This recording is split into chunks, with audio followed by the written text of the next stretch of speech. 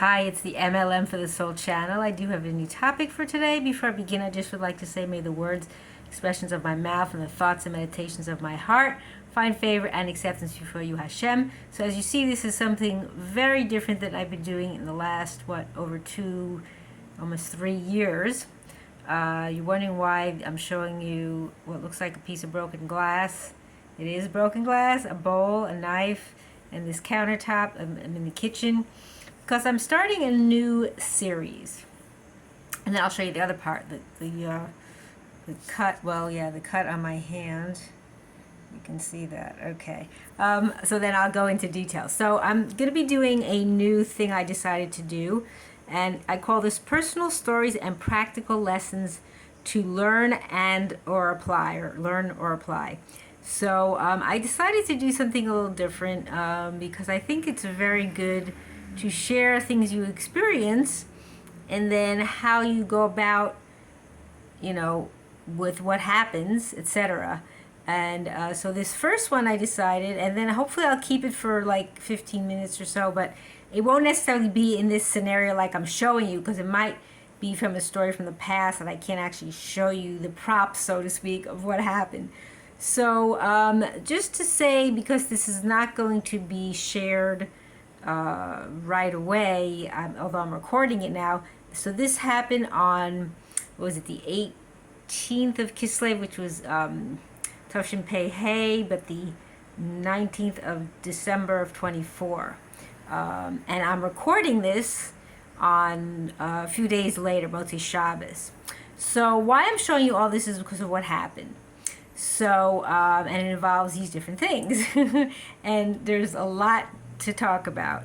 So what happened was I came back from shopping Thursday night, and I was gonna have some food, and there was some frozen vegetables, and I don't always defrost them, so I put them in the bowl.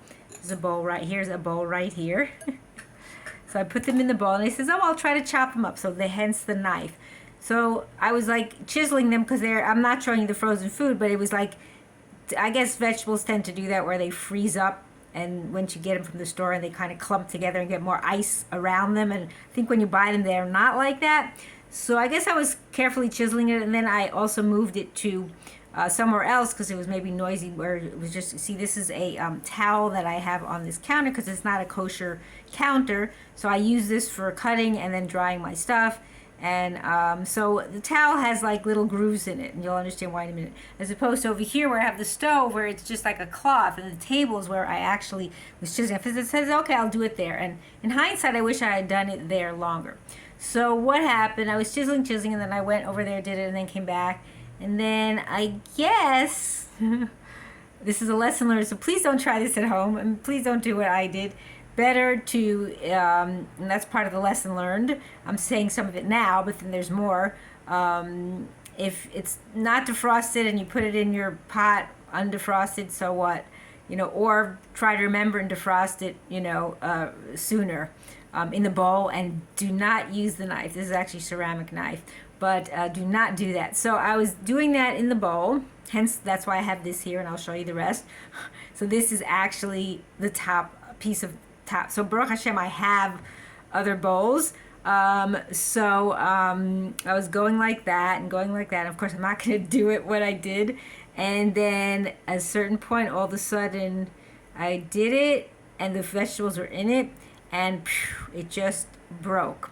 So why I say I wish I had done it on the table, because it would have been much easier to clean, for one thing, because the pieces were embedded. You see, like I said, this towel, it has so much little grooves, and they were in. So to clean it, Baruch Hashem, I was, just to say what happened right after, because this is the big part that is left, and I'll show you some of the pieces in the bag that I put it in for the garbage.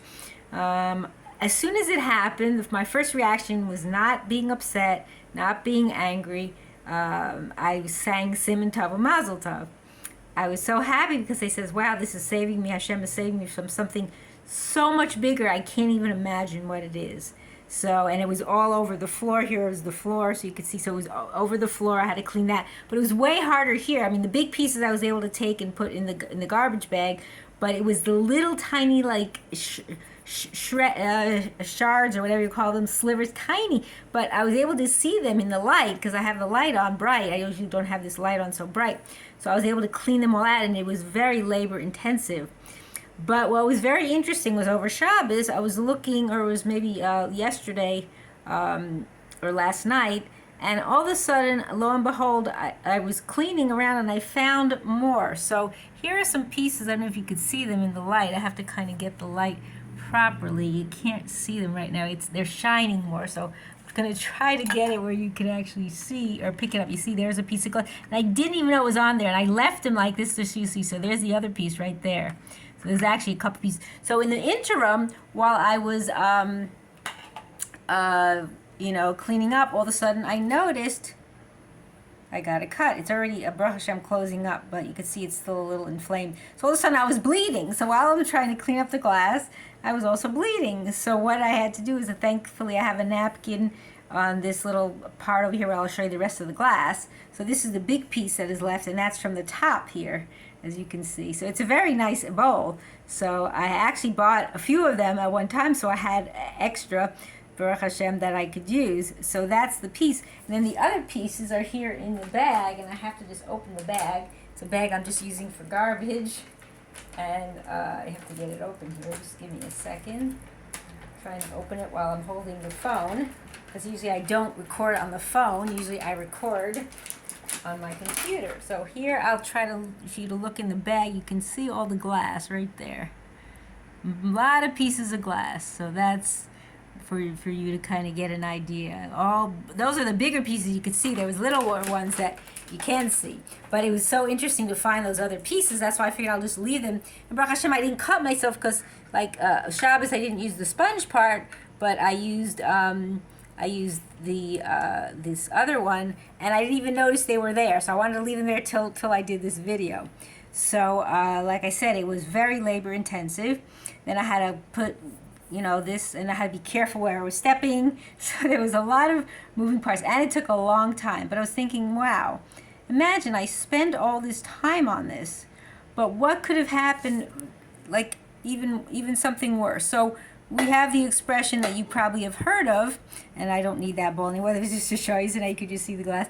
The expression you heard of gam zo or zu LeTova from Nachum ish gam. They say, I read just over Shabbos, it was they write in the Sefer that I read about the Parsha, it says Nachum ish gam zo, but some people say ish gam zu. So I don't know. So anyway, it means everything is gam zo LeTova. It's for the best. So I said that, wow, this is for the best. Like the other expression in Aramaic is kol mai da'avid rachmanu l'tavavid. Everything the merciful one does is for the best. So you may not necessarily maybe realize it or believe it, but again, and I'm not at the level of Nachum ish Gamzo or Rabbi Akiva too, who was the Talmud of Nachum ish Gamzo or Gamzu.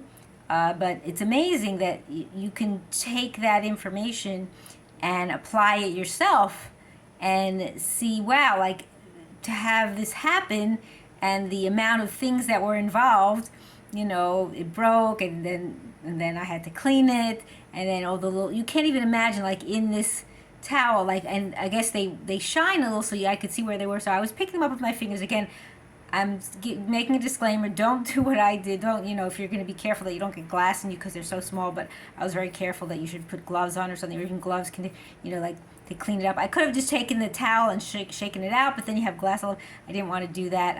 And Baruch Hashem, as far as the food goes, there was no glass. It was like amazing. That's another miracle. There was actually no glass. I was able to eat the vegetables. You think, well, I rinsed them off, but I found no glass in them. It seemed like Hashem just made that miracle. So it was still eat the vegetables. I would have thrown them out, and I still have more in the freezer, but I didn't have to worry about that. But it took a lot of time. I spent a lot of time. I'm thinking, even the amount of time I spent was not so significant as opposed to chas v'shalom if you're in a car accident or have to go to the hospital, and more time and more involvement and more suffering. So I was like, wow, this is great. It's just a bowl. It broke. So what? Here's like the piece of it. There's actually still food on it from the vegetables. I don't know if you could see that. There's some little pieces on there. But I just figured that this would be a great thing to show people, like, hey, it's not the end of the world. You broke glass. Be thankful that it was just that. Baruch Hashem, you didn't break your arm, or you didn't break a bone, or you didn't, something happened worse to you personally. So you got to remember that Hashem, in every possible way, He thinks of the best possible solution, the best possible thing to bring to you. And there's also another lesson learned or to apply is don't do what I did, and I won't do what I did either. Don't put a knife in the bowl like that, the chisel it, and then you bang it, and it's frozen piece, so you figure you're not banging through it into the bowl, but eventually I did. I went to a point where it just caused it to break. And, also, if I had done it on the table, which I did part of the time, and not on here, it would have been easier to clean, but I guess Hashem wanted me to clean. It's like, instead of having to deal with something else, this is what Hashem wanted me to have to deal with. And that's okay. You have to just accept that and know that it's for the best.